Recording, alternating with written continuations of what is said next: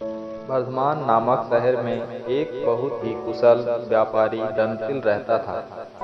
राजा को उसकी क्षमताओं के बारे में पता था, जिसके चलते राजा ने उसे राज्य का प्रशासक बना दिया। अपने कुशल तरीकों से व्यापारी दंतिल ने राजा और आम आदमी को बहुत खुश रखा। कुछ समय के बाद व्यापारी दंतिल ने अपनी लड़की का विवाह तय किया। इस उपलक्ष्य में उसने एक बहुत बड़े भोज का आयोजन किया। इस भोज में उसने राज परिवार से लेकर प्रजा तक सभी को आमंत्रित किया।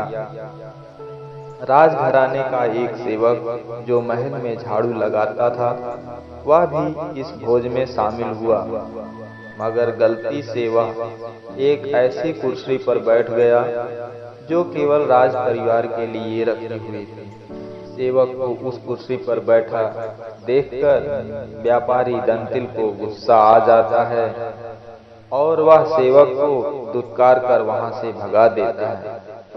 सेवक को बड़ी शर्मिंदगी महसूस होती है और वह व्यापारी दंतिल को सबक सिखाने का प्रण लेता है। अगले ही दिन सेवक राजा के कक्ष में झाड़ू लगा रहा होता है। वह राजा को अर्धनिद्रा में देखकर बड़बड़ाना शुरू करता है। वह बोलता है, इस व्यापारी दंतिल की इतनी मजाल कि वह रानी के साथ दुर्व्यवहार करे। यह सुनकर राजा की नींद खुल जाती है और वह सेवक से पूछता है, क्या यह वाकई में सच है? क्या तुमने व्यापारी दंतिल को दुर्व्यवहार करते देखा है?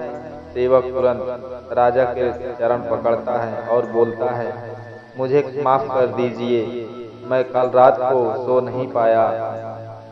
मेरी निद्रा पूरी नहीं होने के कारण कुछ भी बड़बड़ा रहा था। यह सुनकर राजा सेवक को कुछ नहीं बोलता, लेकिन उसके मन में शक पैदा हो जाता है। उसी दिन से राजा व्यापारी दंतिल के महल में निरंकुश घूमने पर पाबंदी लगा देता है और उसके अधिकार कम कर देता है। अगले दिन जब व्यापारी दंतिल महल में आता है तो उसे संतरिया रोक देते हैं। यह देखकर व्यापारी दंतिल बहुत आश्चर्यचकित होता है। तभी वहां पर खड़ा हुआ सेवक मजे लेते हुए बोलता है, अरे संतरियों, जानते नहीं ये कौन है? ये बहुत प्रभावशाली व्यक्ति हैं जो तुम्हें बाहर भी फिकवा सकते हैं, ठीक वैसे ही जैसा इन्होंने मेरे साथ अपने भोज में किया था। अनिक सावधान रहना। यह सुनते ही व्यापारी दंतिल को सारा माजरा समझ में आ जाता है। वह सेवक से माफी मांगता है और सेवक को अपने घर पर बुलाता है। व्यापारी दंतिल सेवक की खूब आवभगत करता है।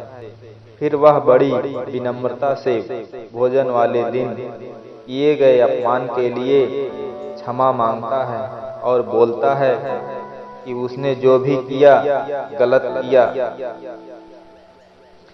सेवक बहुत खुश होता है और व्यापारी दंतिल से बोलता है, आप चिंता न करें, मैं राजा से आपका खोया हुआ सम्मान आपको जरूर वापस दिलाऊंगा। अगले दिन राजा के कक्ष में झाड़ू लगाता हुआ सेवक फिर से बड़बड़ाने लगता है, हे भगवान, हमारा राजा तो इतना मूर्ख है कि वह गुसल खाने में कीड़े खाता है। यह सुनकर राजा क्रोधित हो जाता है और बोलता है, मूर्ख, तुम्हारी ये हिम्मत! तुम अगर मेरे कक्ष के सेवक न होते तो तुम्हें नौकरी से निकाल देता। सेवक फिर राजा के चरणों में गिर जाता है और दोबारा कभी न बड़बड़ाने की कसम खाता है। राजा भी सोचता है कि जब यह मेरे बारे में इतनी गलत बातें बोल सकता है तो इसने व्यापारी दंतिल के बारे में भी गलत बोला होगा। राजा सोचता है कि उसने बेकार में व्यापारी दंतिल को दंड दिया। अगले ही दिन राजा व्यापारी दंतिल को महल में उसकी खोई प्रतिष्ठा वापस दिला देता है। सीख। व्यक्ति बड़ा हो या छोटा, हमें हर व्यक्ति के साथ समान भाव से ही पेश आना चाहिए।